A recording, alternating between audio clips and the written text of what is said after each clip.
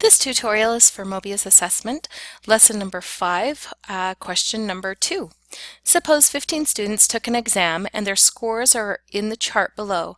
Type or copy and paste, which is much faster, the following numbers into Excel and calculate the 40th percentile of these exam scores.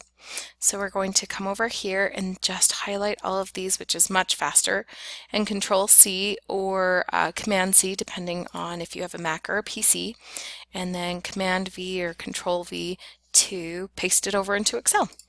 Okay, the first thing we want to do, we could go ahead and calculate the percentile, but what I'm going to do first, just because, I'm going to order these from small to large. We can do the whole column, or we can just highlight our section, whichever is fastest for you. We're going to sort from smallest to largest. Now this is going to say, do you need to expand the selection, which will change all of these numbers with their corresponding score. It really doesn't matter here because we don't need those.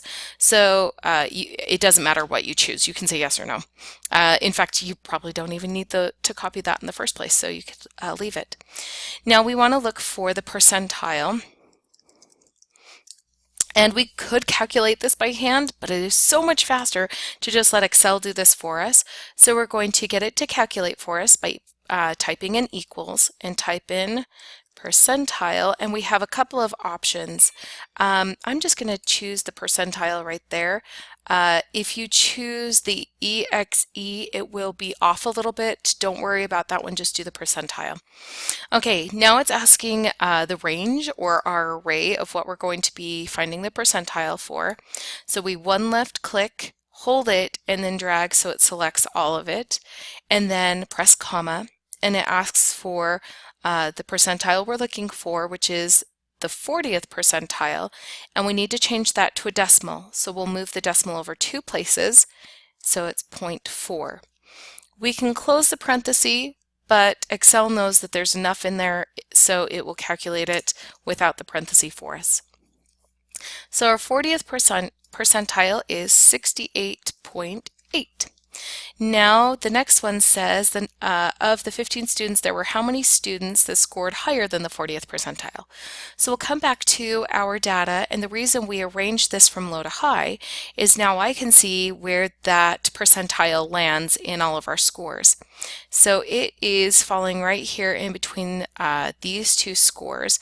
So all of these are the ones that are above or higher than the 40th percentile. So we can count those, 1, 2, 3, 4, 5, 6, 7, 8, 9, or you could do 15 minus 6 because these 6 are not up there. Some students will say, why am I not subtracting the 7? If you do that, it won't include the 70 here. So subtract the 6 that aren't included. So 15 minus 6 gives you 9. So we have 9 students, and that turns out to be what percent of the students. Since we have 15 students that have a score, 9 divided by the 15 will give us the percent, and that is 0.6. Change that to a percent gives us 60% of those students, and we can check right there.